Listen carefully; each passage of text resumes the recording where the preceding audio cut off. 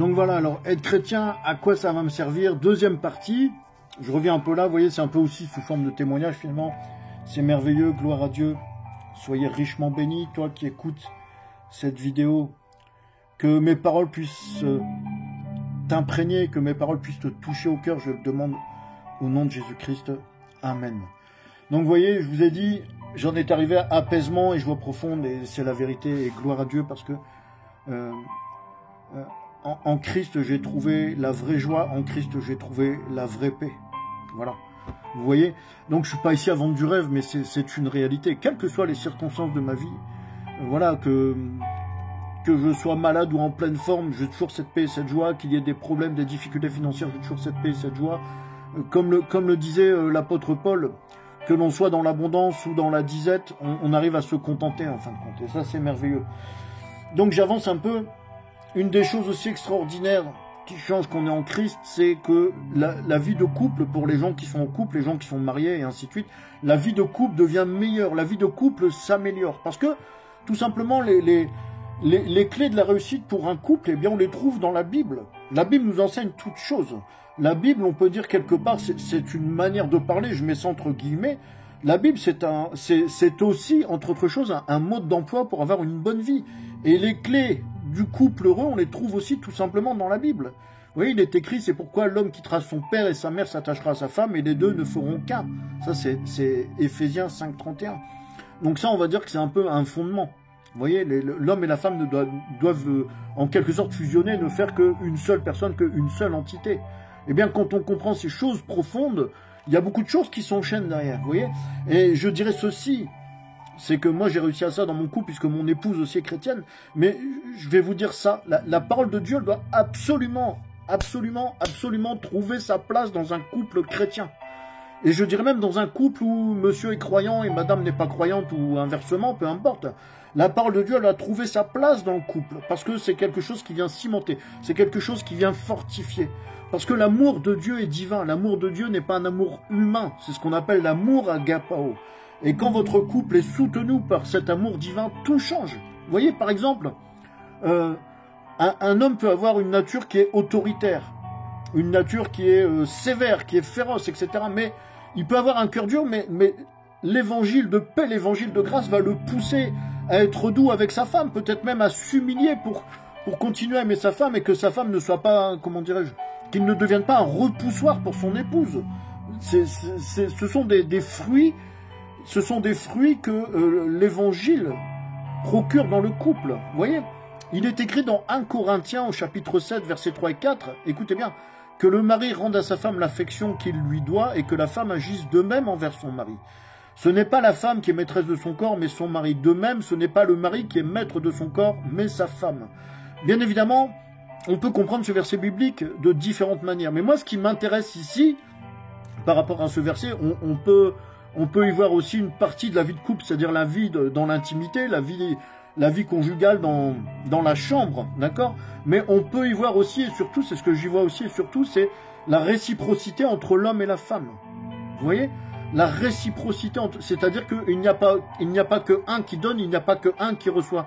Les deux donnent et les deux reçoivent. Quand on arrive par la parole de Dieu à intégrer et à appliquer, parce que appliquer la parole de Dieu, ça demande vraiment qu'il y ait de l'amour, ça demande quand même qu'il y ait du surnaturel dans votre vie. Ça demande qu'il y ait l'intervention du Saint-Esprit. Mais quand vous arrivez à faire ça, quand vous arrivez à mettre en place dans votre couple cette réciprocité en toutes choses, pas seulement en matière sexuelle, en matière de relations intimes, mais quand vous arrivez à faire ça en toutes choses, eh bien, effectivement, on arrive beaucoup plus facilement à une harmonie.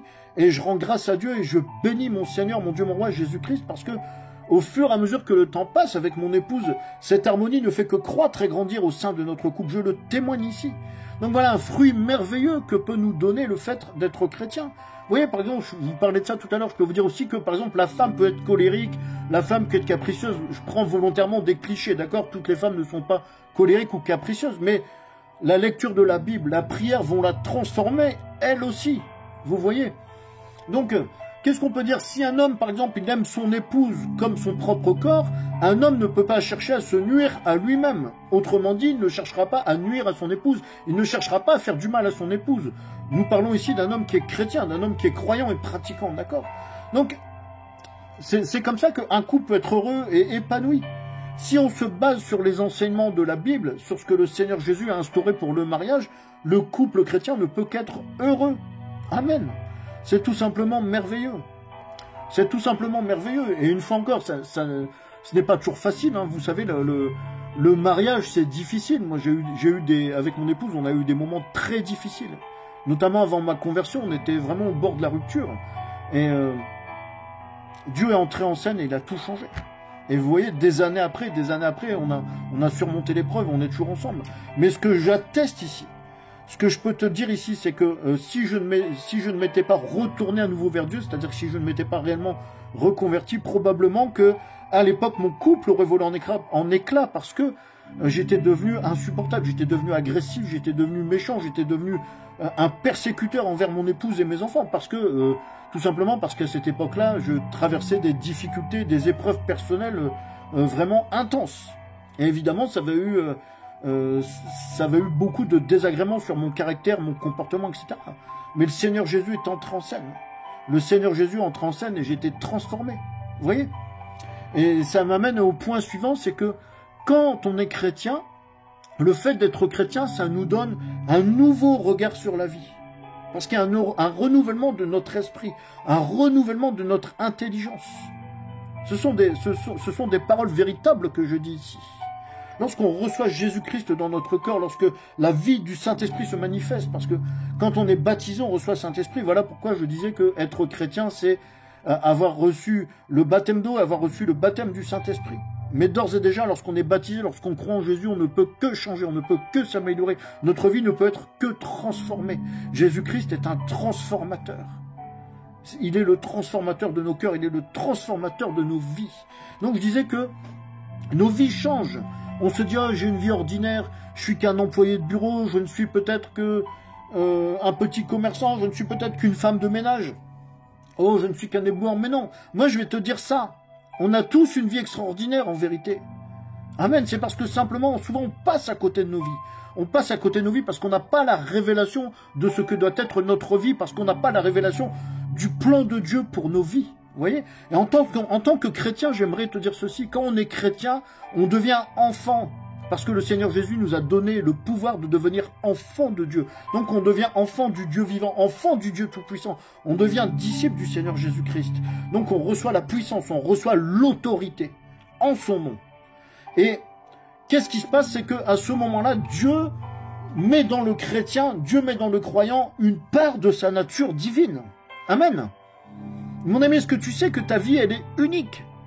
Ta vie, elle est unique. Est-ce que tu sais pourquoi? Parce que quand tu as Jésus dans ta vie, tu portes en toi une chose dont quelqu'un d'autre a besoin, dont une autre personne a besoin. Et tu as ça en toi, mais tu ne le sais pas forcément. C'est-à-dire que certainement que sur Terre, il y a il y a une personne qui a besoin du don qui est en toi, et il y a une personne qui a besoin des talents que tu possèdes. Ça, c'est quand on devient enfant de Dieu. Amen.